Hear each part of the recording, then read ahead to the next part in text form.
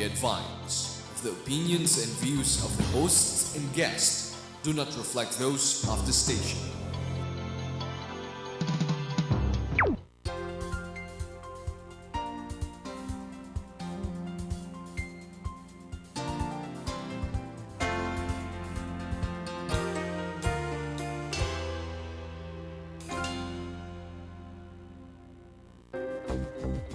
Everything we listen to, everything we watch, everything we read, everything we wear. Behind all our favorite things, there is an author, an artist, an inventor. Genuine, real, original. Pushing the limits of imagination and innovation for our comfort, our enjoyment. Making life interesting. Enjoy their efforts, respect them. They help shape our world.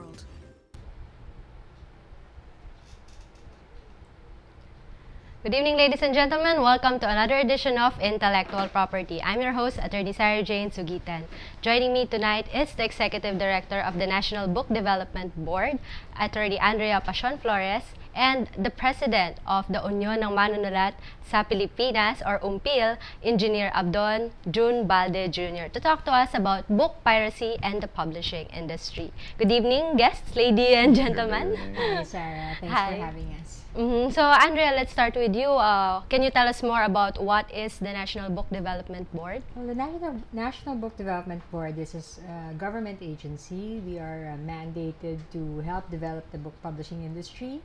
So our stakeholders include writers, publishers, illustrators, and everybody who is involved in making a book. No? So they may be also performers who, let's say, perform poems, or there may be those who are doing all these things in e-books that are animated. So illustrations, that also illustrations for includes children's books, yes. the book designers.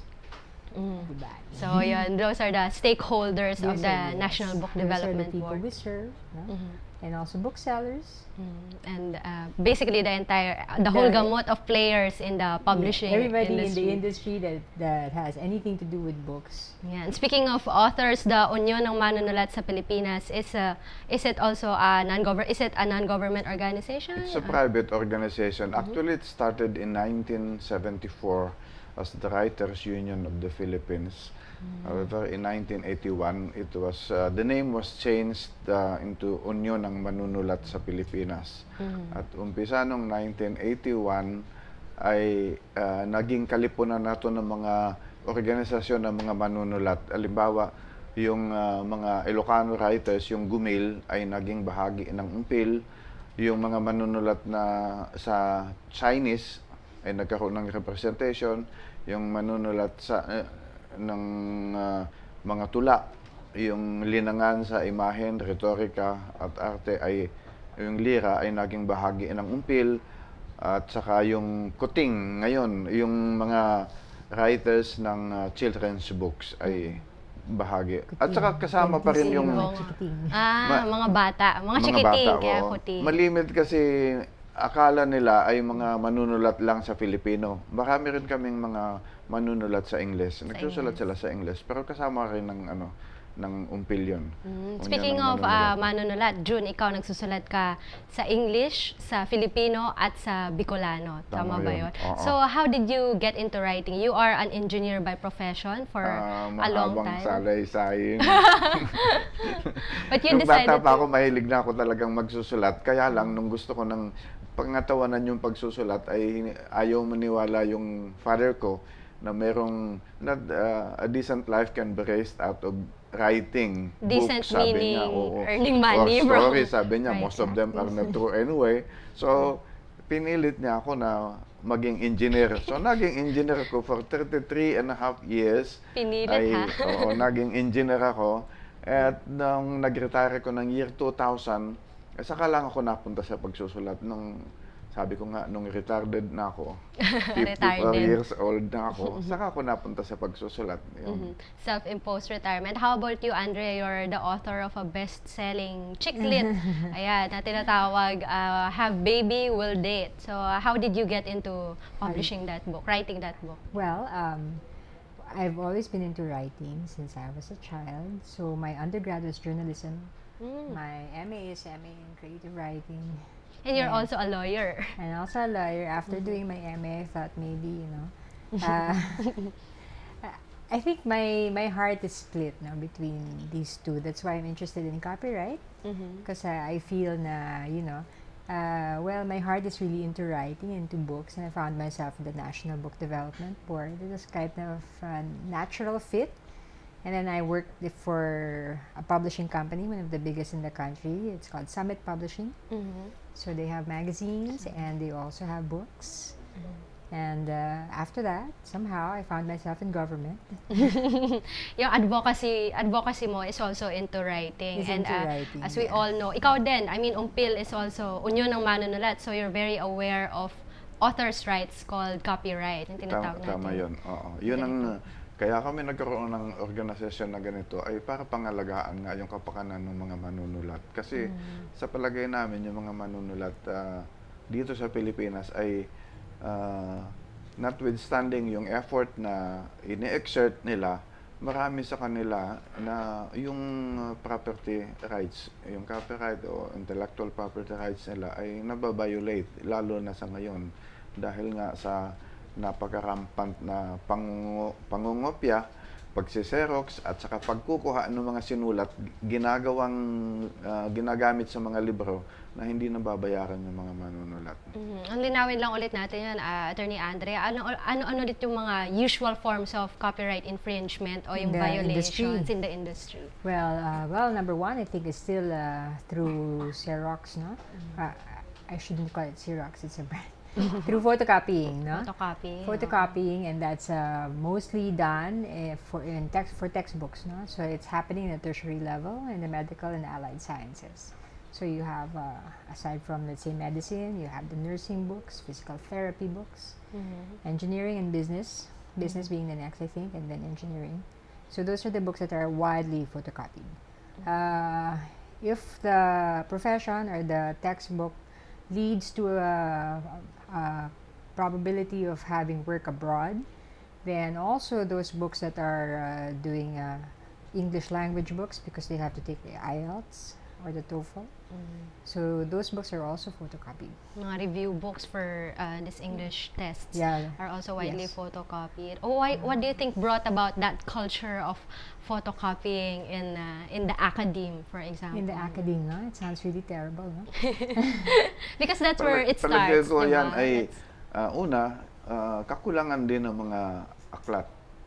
O kaya, oo yung nga naman. kakulangan ng pera na pambili ng aklat, akala nila mas madali makakuha ng, halimbawa, may assignment, kukuha na lang sila ng libro kung alin ng mga pahina doon na kailangan, photocopy nila para magamit.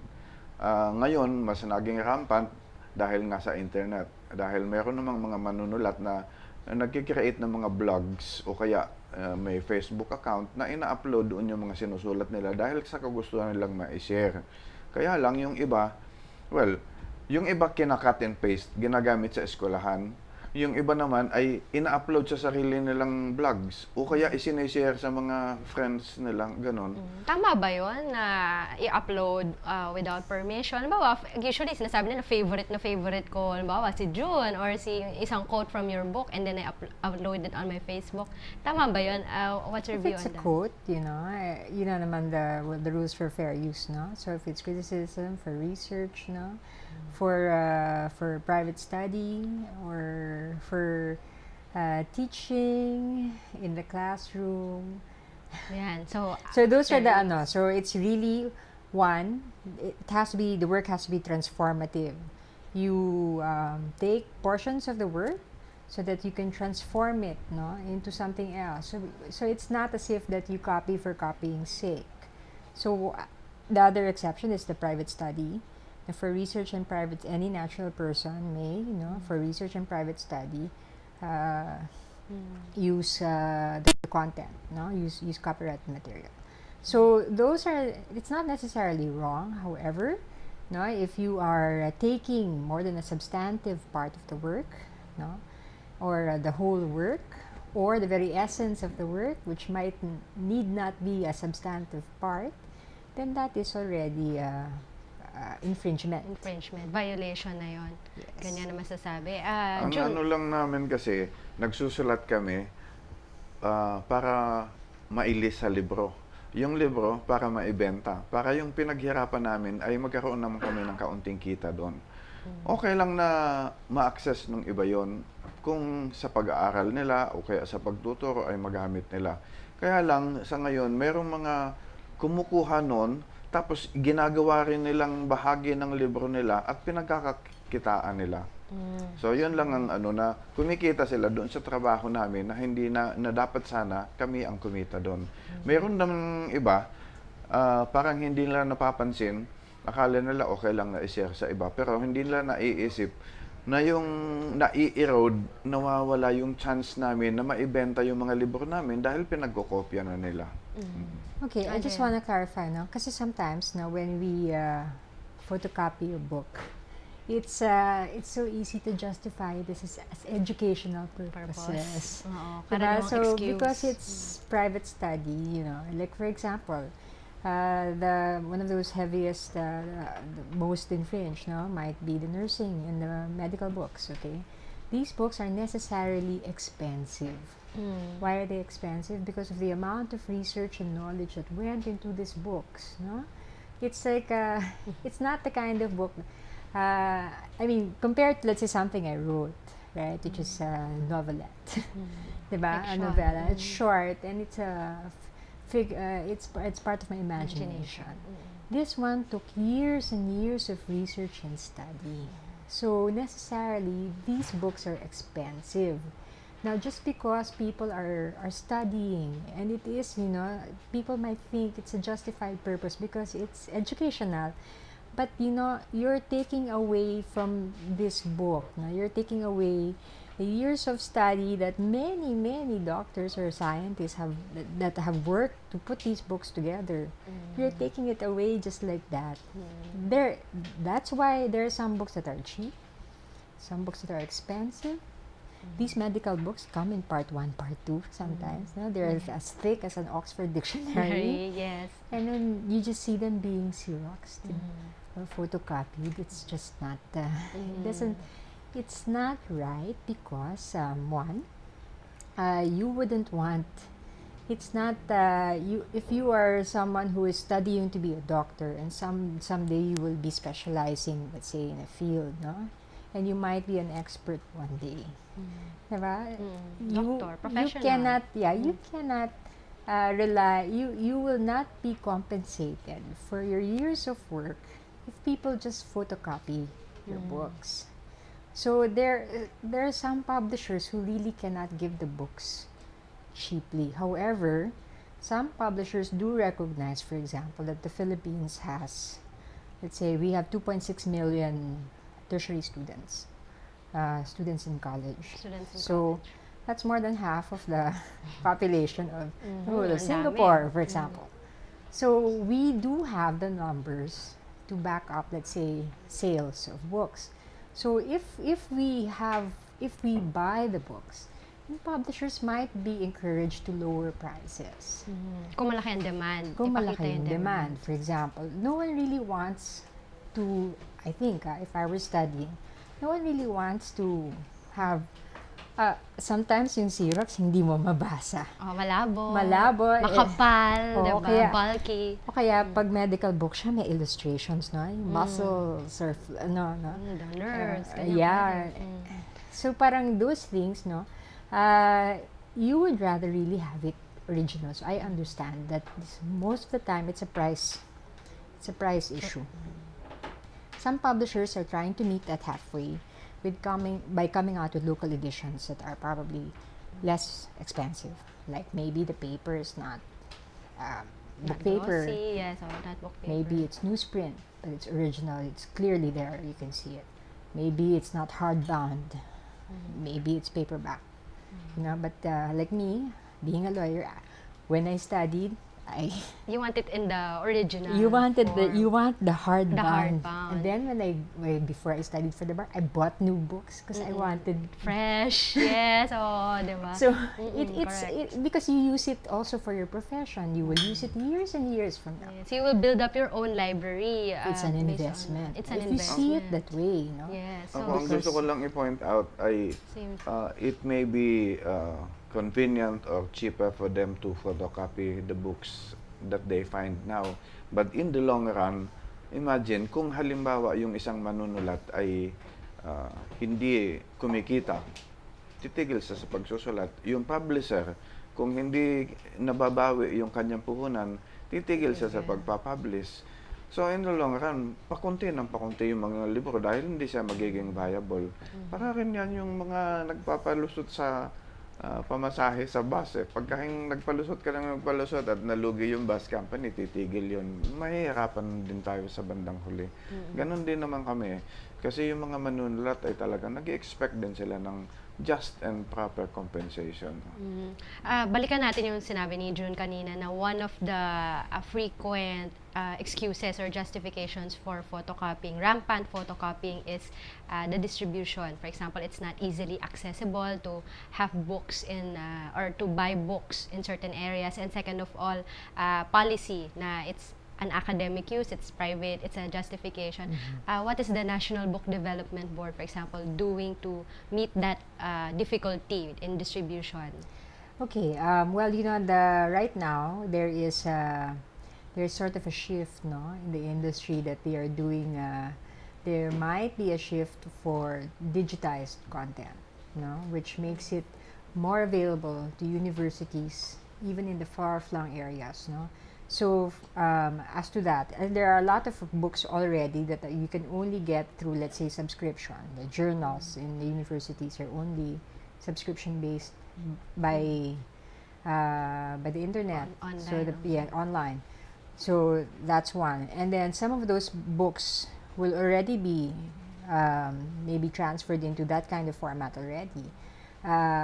Even the printed and bound books that we're talking about, a lot of them come with supplementary materials that are already in digitized form. So little by little, I think the internet will solve the problem of distribution.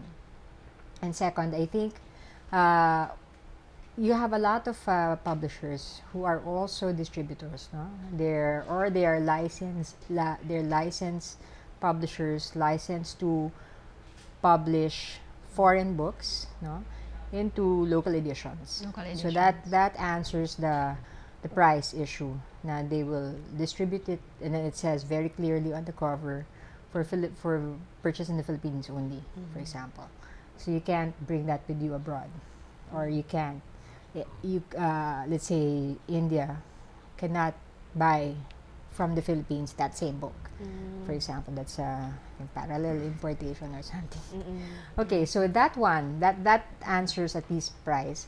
And then, because they don't need, the foreign publishers, they don't need to distribute through themselves, no? So the local publishers, the local distributors are doing it.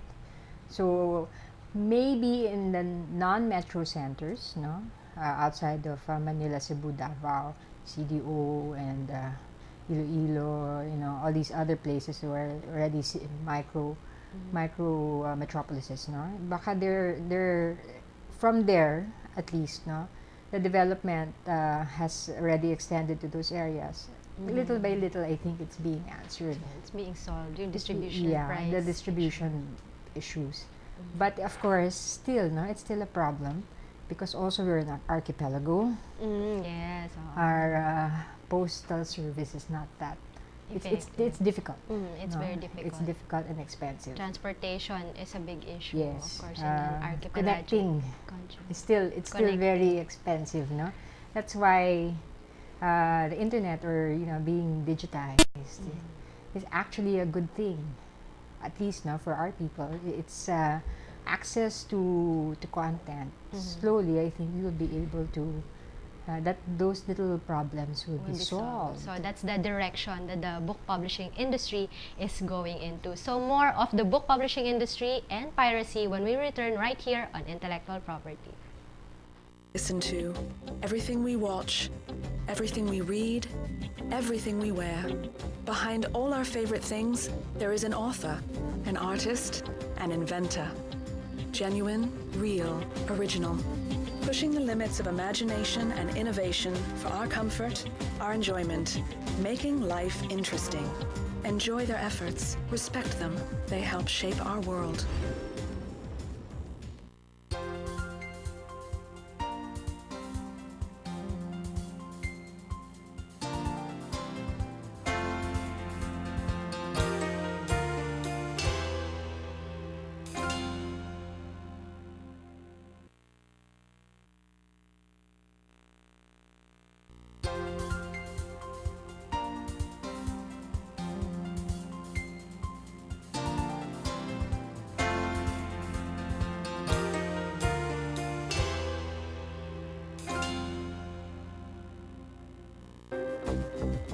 Everything we listen to, everything we watch, everything we read, everything we wear.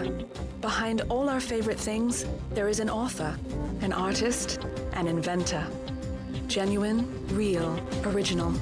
Pushing the limits of imagination and innovation for our comfort, our enjoyment. Making life interesting. Enjoy their efforts. Respect them. They help shape our world. Welcome back on Intellectual Property. You're still with me, Attorney Sarah Jane Sugitan, and we're talking about the book publishing industry and piracy.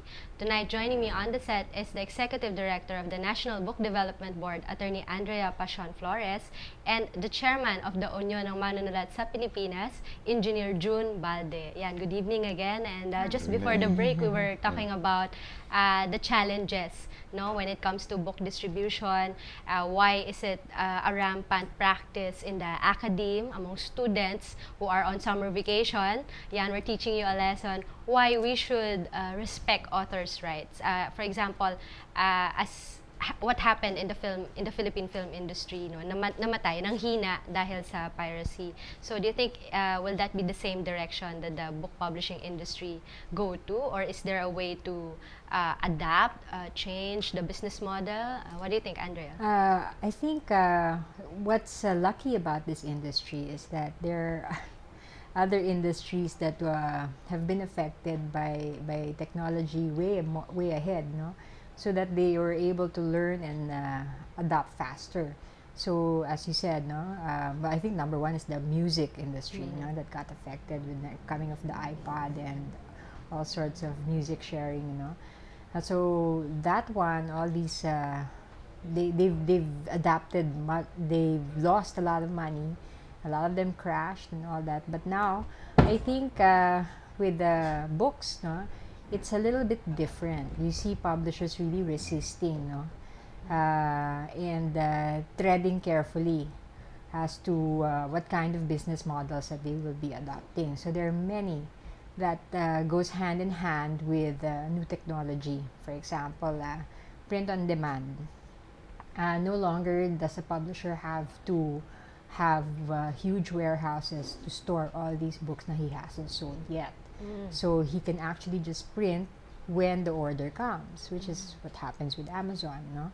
So when the order comes, dun pa lang siya magpiprint. So that's called print on demand. It's so new innovation. Hindi niya kailangan ng warehousing. So yun, meron din mga print distributor. I am publisher here in Manila, for example. Someone orders my book in Africa. I don't have to ship my book to Africa. What I can do is team up with a printer in Africa, and what happens there perhaps is someone who buys will just get it from the printer, who is also a distributor, printer/distributor, and I Africa. get so there is he pays the distributor who pays me. So it need not be that way. It can be adopted in the Philippines, those things. Publisher in Manila need not ship, need not put up a brick and mortar store in Mindanao, in CDO, or in Davao. They can just get the printer there to print the books and Sell it. and the availability, no, to people in that area will be solved. Okay. You know, one of the frequent violations or complaints sa music industry and the film industry is file sharing online. How affected is the book industry, June? Well, kami ngayon, the way we look at the internet now, it's more of an opportunity. We want to look at it as an opportunity. Kasi, kanina na-mention ko nga sa iyo nung nagkukwentuhan tayo, yung libro, the book as it is now, darating ang panahon, sabi ko, magiging parang kandila, di ba? Na sinisindihan mo lang pagka may patay, o kaya may birthday, o kaya may fine dining. Hindi mo na sinisindihan yung kandila for illumination. For life. Dahil meron ka ng kuryente. Ganon din ang libro. Nakikinikinita namin ang libro. Darating ang panahon, yung libro as we know it now ay magiging collector's item na lang yan.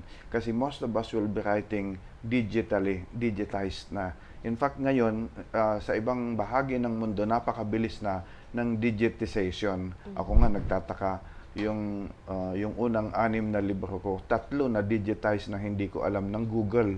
Kaya nagdemanda nga, may class shoot tungkol dyan na hindi namin alam na digitized. Well, it's an opportunity and it's a threat as well, ano. Pero ang opportunity na nakikita namin ay hindi na kami kailangan pumunta sa printing press, hindi na kami kailangan pumunta sa publisher. Pwede kami on our own, we can convert our work into digital form, maging e-book siya, maibenta siya sa internet.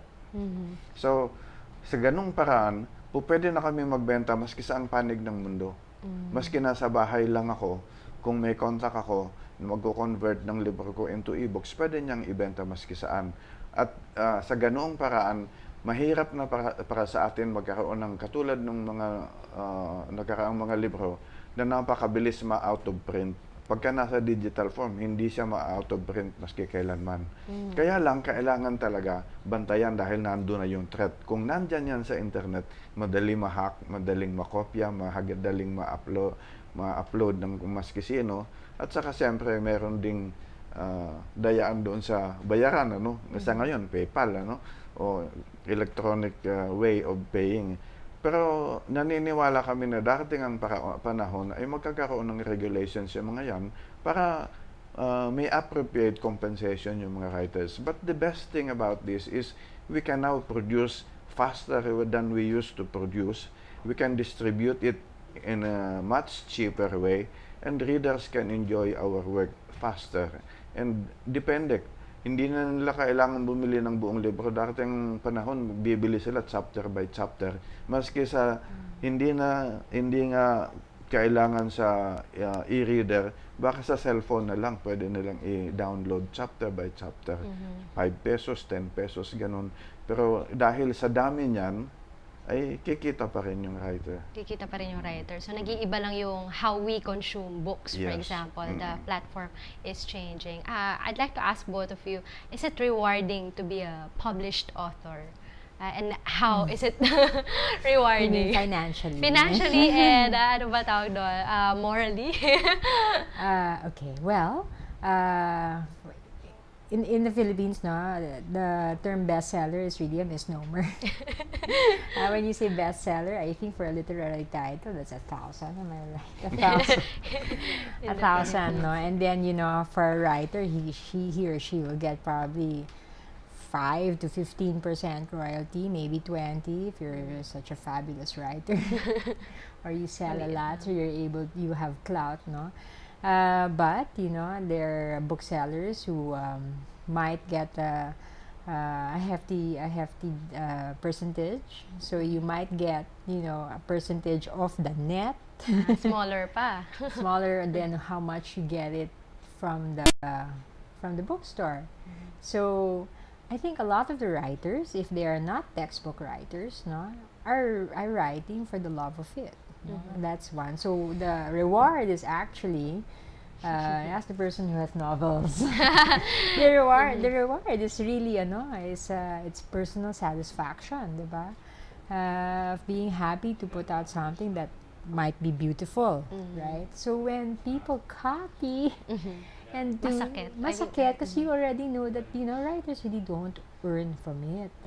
And the starving artist cliche, stereotype. This shouldn't, I mean, if you, yeah, is any consumable good, let's say a book, whether you bought the book for as a textbook for knowledge, for entertainment, or for any of the reasons you buy the book, the person who made it should be compensated, Should be right? compensated. So because a lot of the writers really are just doing it for the love of it. So they have other work like they're lawyering On the side, there on are the side, engineers on the side. so that they'll be able to raise a family. But really, they should be compensated so they can devote their time to writing more stuff. Yeah, June, you self-retired yourself after a yeah, I'm long just time. writing books. It really depends on what book you write, Ako, yung first 7 books ko were masyadong mayabang. literary. They were novels and stories, So it was not really financially rewarding, Tapos I was surprised by the 8th book that I've written para sa matatanda. Ay hindi ko akalain na yung pala mga senior citizen ay napakaganda ring market maski sa pagsusulat. Market. So I wrote a book about aging, about senior citizen. 60 cents nga yung ko eh.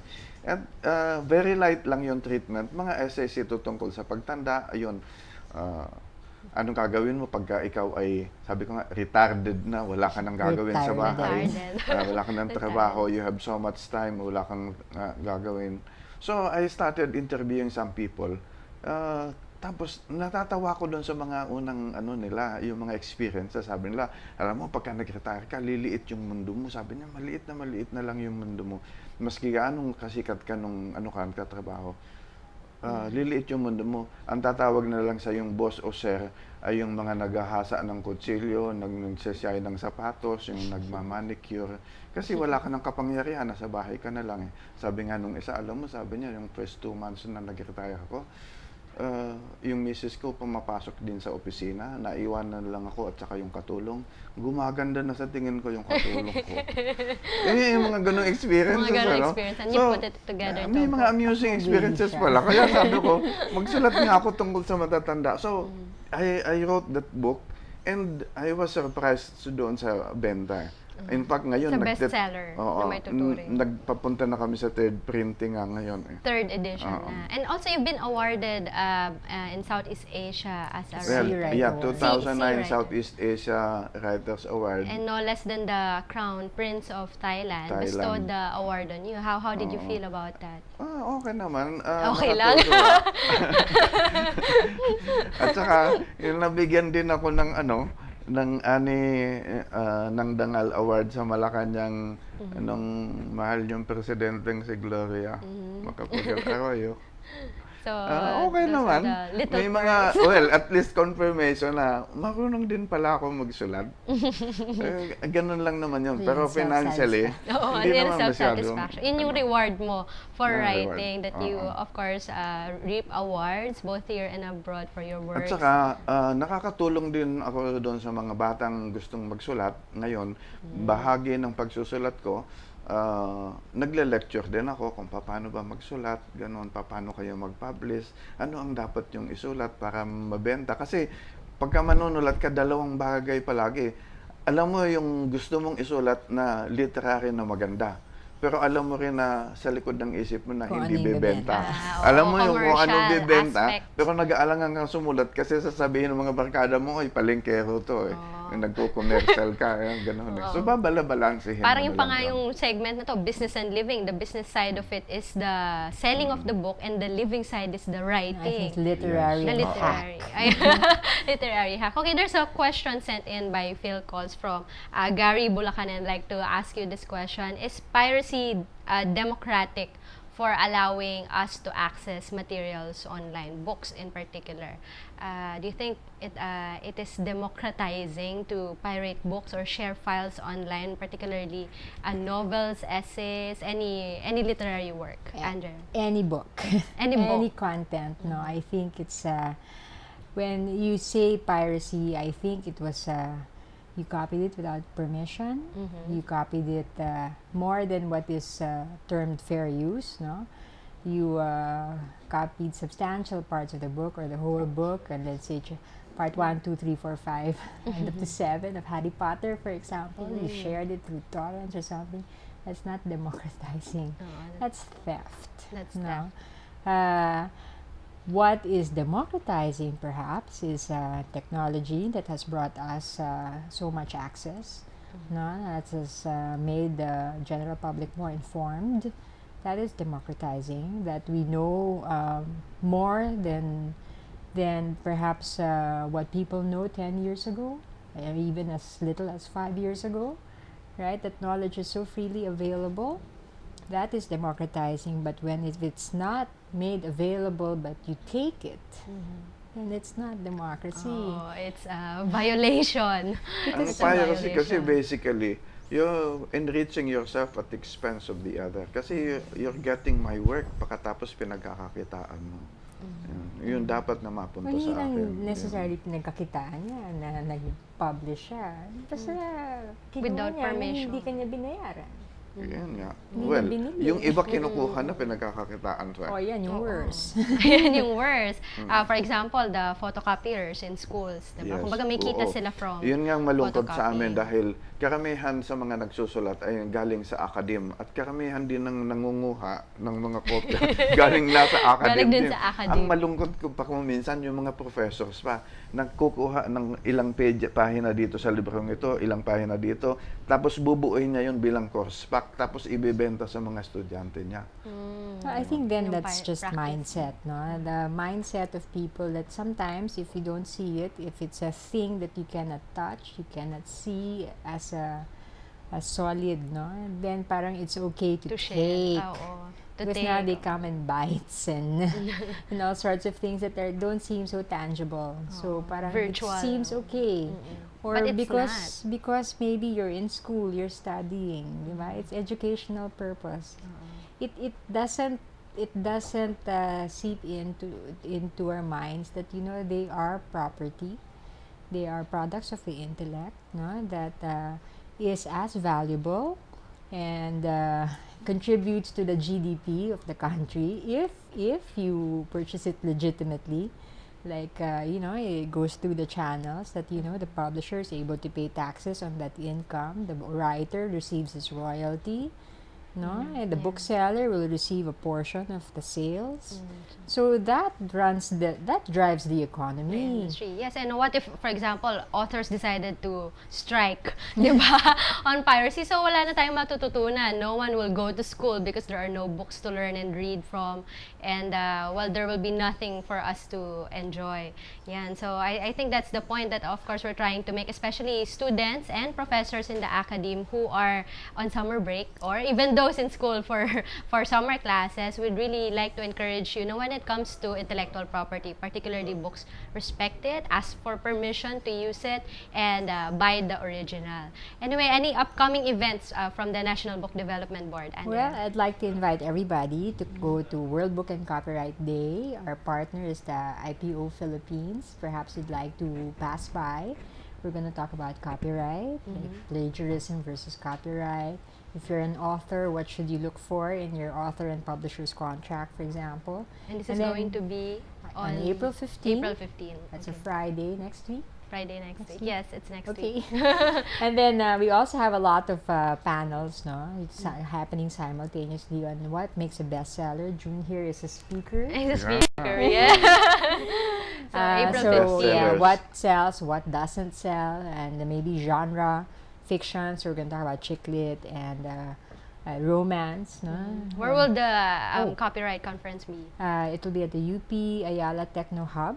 No, so that is at the Commonwealth Road across UP, the Diliman UP. campus. It's a whole day event It's on a whole April day 15th. event. Come at around 8 or 8:30 to register. And it's for free. Yeah, very good. How about you, June? Any Well, upcoming events? Pagkatapos niya ng 15, sa 16 ay tutula ako sa Bersong Pinoy sa Instituto Cervantes. Inimbitahan ako doon. In Spanish, no? No, Bicolano, no. Tagalog, English? In-encourage naman kami na sa Filipino. Natutuwa. Isa yan sa advocacy ko. Marami nagtatanong bakit after 33 years na corporate life ko, nagsusulat ako sa Filipino karamihan. Kasi sa palagay ko, mas maa-access ko yung maraming mababasang Pilipino kung magsusulat ako sa Filipino. Kasi kung magsusulat ako sa English, katulad ng dati kong ginagawa nung araw, ang babasa lang sa akin yung nasa upper crust ng society, yung nasa upper echelons ng government, yung mga class A. Hindi ka masyadong in. Ang ganun. Mas gusto ko yung nasa gitna, yung middle at saka yung sa lower. Kasi actually mas maraming reader. Mas doon maraming eh. readers Mas doon. maraming. Ayan. So, so yun. So, you Tagalog. heard it from the National Book Development Board and UMPIL, Attorney Andrea Pacion Flores and Engineer June Balde. Continue supporting our Filipino authors, buy the original, and don't use their works without prior permission. This has been Attorney Sarah Jane Sugitan bringing you another edition of Intellectual Property. Join us again next week. And of course, we'd like to thank the Intellectual Property Office of the Philippines, the World Intellectual Property Organization, and David Salon. Happy weekend! Everything we listen to, everything we watch, everything we read, everything we wear. Behind all our favorite things, there is an author, an artist, an inventor. Genuine, real, original. Pushing the limits of imagination and innovation for our comfort, our enjoyment, making life interesting. Enjoy their efforts, respect them. They help shape our world.